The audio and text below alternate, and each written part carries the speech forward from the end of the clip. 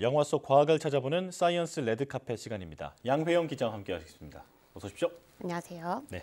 자, 2024년 새해 처음으로 소개해 주실 영화는 뭔가요? 네. 이 지난해가 사실은 이 월트랑 로이 디즈니가 디즈니 스튜디오를 세운 지 100년이 되는 해였습니다. 그래서 네. 이 디즈니가 지난 2023년 1년 동안 100주년을 맞이해서 뭐 영화, 그다음에 책 이벤트 등을 굉장히 많이 기획을 했었는데요. 네. 그 여정의 마지막 영화죠. 이 디즈니 100주년 기념 뮤지컬 애니메이션 위시를 이번에 준비해 왔습니다. 아, 네. 캐릭터 왕국 디즈니의 100주년 기념 영화라고 해서 네. 저도 기대하고 있는 영화인데 직접 보셨잖아요. 네. 자, 어떤 내용인가요? 네, 우선 이 영화의 배경이 되는 곳부터 먼저 설명을 드려야 될 것 같은데 네. 마법의 왕국 로사스라는 곳입니다. 이곳은 18살이 되면 마법사인 왕 메그니피코에게 소원을 바쳐야 되거든요. 그러면 이제 소원을 바치고 나면 자신의 소원이 무엇이었는지를 잊어버린 채 평범한 일상을 살게 될 수 있는 곳입니다. 네. 이 왕은 한 달에 한 번씩 소원을 뽑아서 추첨식을 열고 사람들의 간절했던 소원을 한 개씩 이루어주는 이벤트를 여는데요. 네. 소원을 이루어주는 왕 덕분에 이 로사스 사람들이 성장하는 모습들이 많이 나오고요. 또 이 꿈 많은 소녀 아샤 역시 이 왕의 견습생이 되고 싶어합니다. 네. 그런데 이 견습생의 기회를 얻게 된 주인공 아샤가 우연히 왕의 숨겨진 계획을 알게 되고 혼란에 빠지게 되고요. 왕의 계획을 막아야겠다라고 마음을 먹고 아샤는 별을 보고 소원을 빌게 됩니다. 네. 아주 강력한 아샤의 소원이 무한한 에너지를 가진 별을 하늘에서 내려올 수 있게 만들고 이 특별한 별과 함께 아샤가 어둠의 마법에까지 손을 대게 된 왕과 맞서 싸우면서 잃어버렸던 소원을 되찾게 되는 이야기를 그리고 있습니다. 네. 그러니까 좋은 왕이 아니었군요. 네. 네. 자, 스토리가 정말 매력적인데 실제로 영화도 재밌을지 궁금한데 보통 그 기준이 되는 게 있잖아요. 네. 겨울 왕국만큼 재밌나요? 우선 저는 개인적으로 디즈니의 아주 오래되고 큰 팬이라는 걸 먼저 네. 밝히고요. 네네. 그래서였는지 사실 기대가 좀 컸었을 수도 있어요, 개인적으로. 그리고 또 100주년 기념작이라는 어떤 왕관의 무게가 씌워진 작품이라서 네. 이 제작진들 역시 그게 조금 부담이 됐었는지 사실 조금은 아쉬움이 남는 작품이었습니다. 뭐 캐릭터, 스토리, 그다음에 노래까지 좋긴 합니다. 네. 그런데 이른바 한 방이 없다. 이렇게 그래요? 말할 수 있는데요. 그래도 저에게는 조금의 감동은 있었던 게 우리가 누구나 마음속에 빛나는 소원을 품고 살고 있다. 이건 나이와 상관없이 모두가 그렇다. 그리고 이 소원을 이룰 힘도 우리 스스로 내 자신에게 있다. 이런 이 디즈니가 아주 오랫동안 이야기를 해왔던 명제가 이번 영화 전체의 네. 이야기거든요. 그리고 이거를 노래하는 아샤의 노래가 굉장히 좋습니다. 그래서 듣고 있는데 어느샌가 저도 모르게 눈물을 흘렸거든요. 네. 네, 그래서 우선은 저는 재밌게 봤지만 조금은 아쉬웠다 이렇게 말씀드리고요. 위시를 좀 재밌게 볼 수 있는 방법을 제가 좀 대신에 알려드린다면 네. 우선 100주년 기념작 혹은 겨울왕국을 뛰어넘을 애니메이션 이런 기대는 조금 내려놓고 영화 자체를 그냥 보러 가자 이런 마음으로 좀 가면 좋을 것 같고요. 네. 또 위시는 곳곳에 이 디즈니 작품에 대한 다양한 오마주들이 숨어 있어서 요걸 찾는 재미가 조금 있습니다. 네. 뭐 피터팬과 정글북에 나오는 곰, 또 아기 사슴 밤비 등 이 매그니 관련된 캐릭터들이 좀 많이 나오고요. 또 매그니피코 왕이 백설공주의 이 왕비처럼 거울을 보면서 누가 세상에서 제일 잘생겼지? 막 이런 이야기를 하거든요. 네.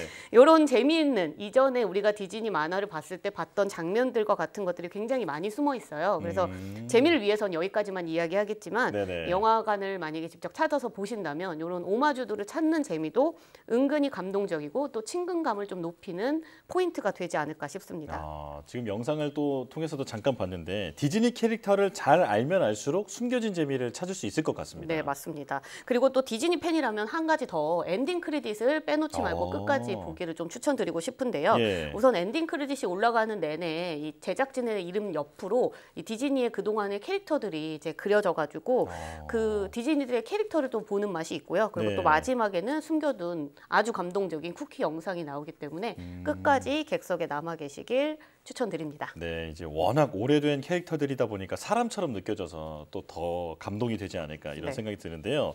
자, 그런데 영상을 보니까 그 별 캐릭터가 있던데 네. 이 별 캐릭터는 그림체도 디즈니라고 조금 다른 것 같더라고요. 네, 맞습니다. 이 위시의 엔딩 크레딧을 이제 제가 봤을 때 한국 이름이 굉장히 좀 종종 눈에 띄었는데 네. 알고 보니까 이 한국인 애니메이터들이 이번 영화에 굉장히 많이 참여를 했고 특히 말씀하신 이 별 캐릭터도 네. 한국인 애니메이터 그러니까 윤나라 애니메이터가 직접 그렸다고 합니다. 네. 그는 이 위시를 제작할 당시에 둘째 딸이 1살이었다고 해요. 예. 근데 이 둘째 딸의 움직임을 자주 관찰했었는데 특히 온몸으로 까르르 웃는 모습이 마치 별 모양처럼 보였던 그 순간을 이 영상으로 찍어놓고 네. 그게 기억이 나서 이 별 움직임을 작업을 할 때 참고를 해서 아이의 모습처럼 네. 많이 표현을 했다고 합니다. 그렇군요. 말씀을 듣고 다시 캐릭터를 보니까 정말로 아이 같은 느낌이 듭니다. 네, 맞아요.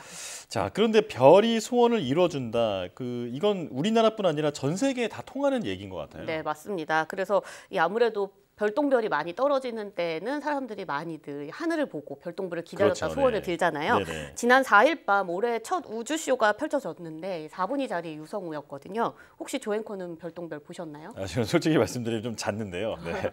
그런데 이제 구경하러 간 분들 얘기를 좀 들어봤는데 생각보다 많이 못 봤다라는 얘기를 하시더라고요. 이게 그 시간당 80개 정도 떨어진다고 해서 기대를 했는데 몇 개는 못 봤다라는 얘기 들었습니다. 네, 맞아요. 이게 이 국제 유성 기구나 뭐 한국천문연구원에서 발표하는 시간당 최대 80개 뭐 이런 네. 식의 어떤 개수는 극대 시기. 그러니까 유성이 가장 많이 떨어질 것으로 예상되는 시간일 때 시간당 최대로 떨어지는 개수를 이야기를 하는 거거든요. 네.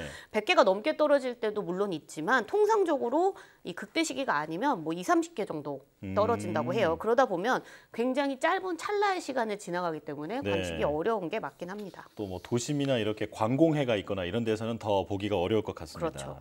자, 그런데 그 이제 4분의 자리 유성우를 포함해서 그런 이제 3대 유성우도 보면 다 별자리 이름이 붙어 있잖아요. 네.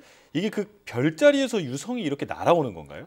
그렇지는 않고요. 이 우주 공간에 수많은 먼지 입자들이나 뭐 작은 알갱이들이 있는데 그것들이 이제 어떤 지구 대기권을 통과하면서 부딪혀서 밝게 빛을 내고 사라지는 현상을 유성이라고 부르고 네. 유성우는 그런 유성이 한꺼번에 많이 비처럼 마치 쏟아질 때를 말하잖아요. 네. 그런데 이 별자리 자체에서 떨어지는 건 아니고 이 별똥별이라는 거, 그러니까 유성이라는 거는 떨어질 때 그 한 점에서 어떤 네. 특정 방향으로 쏟아지는 것처럼, 그러니까 한 점에서 이렇게 쏟아지는 폭포처럼 쏟아지는 네. 것처럼 보이는 경우가 있는데 그 한 점을 우리가 방사점이라고 부릅니다. 네. 이거를 쉽게 생각을 해보면 우리가 나란히 놓여져 있는 기찻길을 아주 멀리서 바라보면 저 맨 끝에는 한 점에서 마치 시작돼서 기찻길이 이렇게 멀리 퍼지는 것처럼 보이거든요. 네. 그것처럼 아주 먼 곳에서 사실은 떨어지는 거기 때문에 한 지점에서 유성이 많이 쏟아지는 것처럼 보이는 거고요. 예, 예. 그 한 지점, 방사점이라고 하는 곳이 근처에 있는 별자리가 무엇이냐에 따라서 뭐 페르세우스 유성우, 뭐 4분위 자리 유성우 이런 식으로 이름을 붙이는 거고요. 아, 예. 우리가 여기서 4분위 자리라고 할 때 4분위는 과거 천체 망원경이 만들어지기 전에 경도, 위도, 시간을 계측했던 이 천체 기구에서 이름이 네. 나온 별자리인데요. 현재는 이 4분위 자리는 가까이 있던 용자리에 편입돼서 사라졌고요. 그렇지만 우리가 아주 오랫동안 4분위 자리 유성우라고 불러서 요 유성우만큼은 4분위 자리라는 이 별자리 명을 그대로 사용하고 있는 겁니다. 네. 그리고 또 4분위 자리 유성우는 방사점이 그러니까 별똥별이 가장 많이 떨어지는 위치는 용자리가 아니라 목자자리라고 합니다. 그러니까 한 지점에서 이렇게 날아오는 것처럼 보이는 거지 실제로 그 별자리에서 날아오는 건 아니다. 그렇죠. 네. 네. 자, 그렇다면 어떻게 매년 비슷한 시기에 같은 위치에서 이런 유성우가 반복되는지도 궁금하거든요. 네. 이 소행성이나 이 해성 같은 경우에는 태양을 공전하는 과정에서 뭐 얼음이나 먼지 등을 떨어뜨리면서 자신이 지나간 궤도에 흔적을 남깁니다. 이렇게 만들어진 이 잔해물이나 뭐 우주 먼지들 사이를 지구가 공전하는 과정에서 지나가는 거게 되거든요. 그러면은 이 우주 공간에 있는 작은 알갱이들이 지구 중력에 끌려와서 그러고 대기와 마찰을 일으켜서 빛을 내고 사라지는 유성의 현상이 일어나는 건데요. 예. 뭐 소행성이든 해성이든 각 천체는 고유의 궤도를 가지고 돌고 있기 때문에 특정 위치에 잔해물이 계속 남아있게 되고 지구 역시 태양을 주변으로 특정 궤도를 계속 매년 똑같은 궤도를 돌잖아요. 네. 그러니까 이 특정 천체가 남겨놓은 잔해 구름을 지구는 매년 같은 시기에 통과하게 되는 거죠. 예. 그래서 매년 같은 시기에 똑같은 위치에서 유성우가 떨어지는 걸 볼 수 있는 겁니다.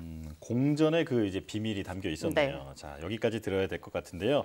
별에게 소원을 빌면서 벌어지는 일들을 담은 애니메이션 위시 이야기로 별똥별 얘기까지 해봤는데 별똥별도 그렇고 영화도 꼭 보러 가야겠습니다. 자, 양회영 기자 함께했습니다. 고맙습니다.